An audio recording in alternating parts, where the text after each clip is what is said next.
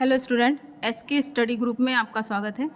आज हम मुस्लिम लॉ का नया topic school of Muslim law को डिस्कस करेंगे। मुस्लिम विधि के संप्रदाय तथा उपसंप्रदाय क्या हैं? पैगंबर मोहम्मद साहब के देहावसान के पश्चात यह प्रश्न उठा कि शासक कौन बने। एक पक्ष उत्तराधिकार के पक्ष में था, दूसरा निर्वाचन के पक्ष में। शिया लोग चाहते थे कि उत्तराधिकार के आधार पर पद प्राप्त होना चाहिए और इमाम प्रमुख का पद पैगंबर साहब के वंशजों तक सीमित रहना चाहिए। सुन्नी लोग चुनाव के सिद्धांत का समर्थन करते थे और उन्होंने अपने खलीफा को मतदान के द्वारा चुना। इस प्रकार संप्रदायों तथा मतभेद राजनीतिक घटनाओं पर आधारित हैं, विधि के आधार पर नहीं। किंतु बाद में उनके विधि संबंधी दृष्टिकोण में भी अंतर आया। मुस्लिम विधि की दो मुख्य विचार पद्धतियां हैं, सुन्नी और शिया। मुसलमानों का एक संप्रदाय मोताजिला भी है। ये शाखा 9वीं शताब्दी के आसपास उद्भूत हुई। इस शाखा के संस्थापक अता उल गजनल थे।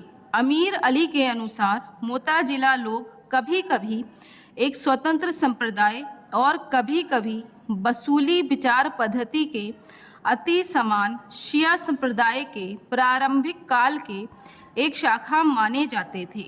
मुस्लिम संप्रदाय दो संप्रदाय थे, सुन्नी और शिया।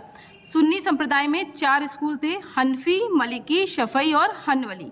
शिया संप्रदाय में 3 थे, अथना अशरिया, जैदिया और इस्माइलिया। अथना अशरिया में 4 हैं, अकबरी, उसूली, खोजा और बोहरा। सुन्नी संप्रदाय का पहला है स्कूल हनफी। इस संप्रदाय के संस्थापक अबू हनीफा एवं उनके शिष्य अबू यूसुफ और इमाम मोहम्मद की रचनाएं तथा विचार हैं।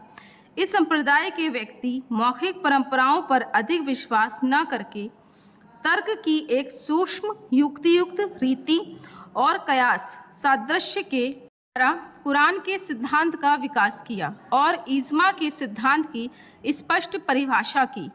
फतवा ए आलमगीरी में, जिसका सम्राट औरंगजेब के आदेश पर संकलन किया गया, हनफी विचार पद्धति के सिद्धांत समाविष्ट हैं। यह संप्रदाय उत्तरी भारत, अरब, सीरिया, मिस्र तथा तुर्की में प्रचलित है।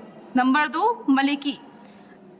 ये मलिकी इब्न अनस द्वारा स्थापित किया गया संप्रदाय था। यह विचार पद्धति वास्तव में परंपरावादी थी, परंतु जहाँ परंपरा से काम नहीं चलता था वहाँ निजी अनुमान के प्रयोग की आज्ञा थी।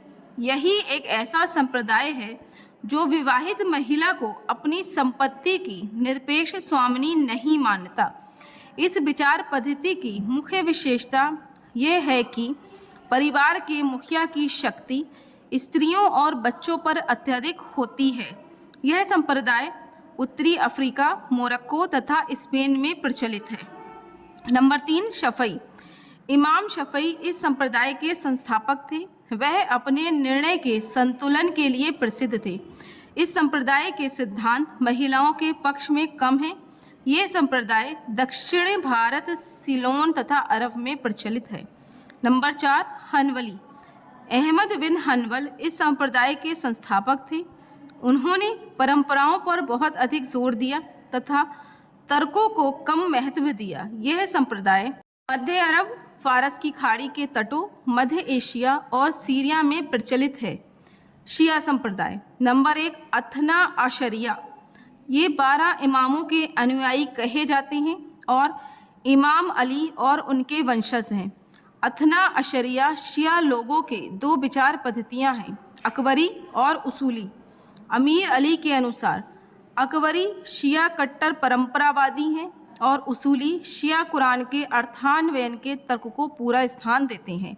नंबर 2, जैदिया। अली असगर जो चौथे इमाम थे, इनके पुत्र के वंशजों को जैदिया के नाम से जाना जाता है। नंबर 3, इस्माइलिया। इस्माइल के अनुयायी इस्माइलिया कहे जाते थे। इसके अंतर्गत भारत के खोजा भी हैं, जिनके इमाम आगा खां थे। इस्माइलिया शिया इस्माइल को 7वें इमाम मानते हैं।